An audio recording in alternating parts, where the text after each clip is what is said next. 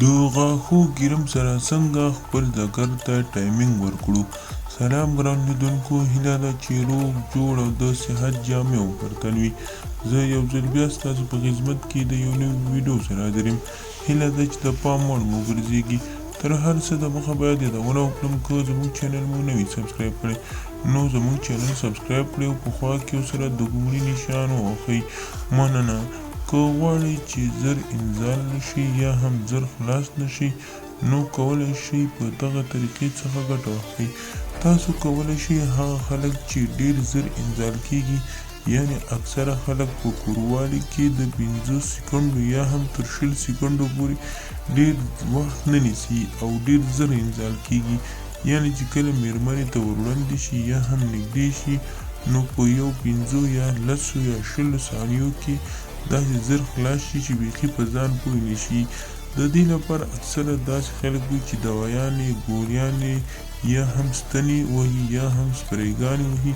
خو د دې لپاره چې تاسو خپل ذکر قوي وساتئ او خپل ځان مو قوي کړئ، تاسو کولی شئ د دغو کریمدادان یا د غاښو کریم څخه ګټه واخلئ.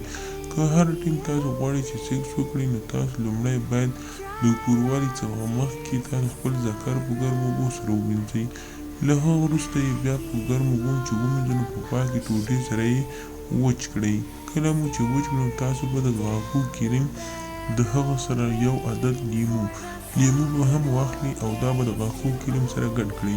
چې کله مو ګډ کړو نو له هغه وروسته به دا د اوبو په شانتې شي او بیا به یې راواخلئ. د ذکر د سر نه نیولې تر اخر سره پورې هګیو پورې به تاسو خپل ذکر پرې غوړ کړئ.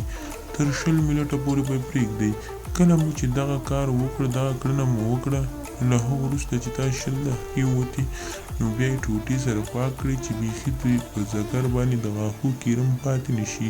بیا نو د خیر کار ته شروع وکړئ. وګورئ چې ستاسو په کوروالي کې څومره فرق راځي او ستاسو په زر انزالېدو کې څومره فرق راځي. دغه طریقه تاسو هر ټیم استعمالولی شئ. هیڅ جانبي عوارض نه لري خو ستاسو بدن ته هم دومره غټ تاوان نه لري او ستاسو وخت به هم زیات شي. نو خدای دې وکړي ملګرو زموږ د ویډیو څخه غلط مطلب وانخلئ. زموږ ویډیو لایک کړئ، شیر کړئ او زموږ چینل هم سبسکرایب کړئ. مننه.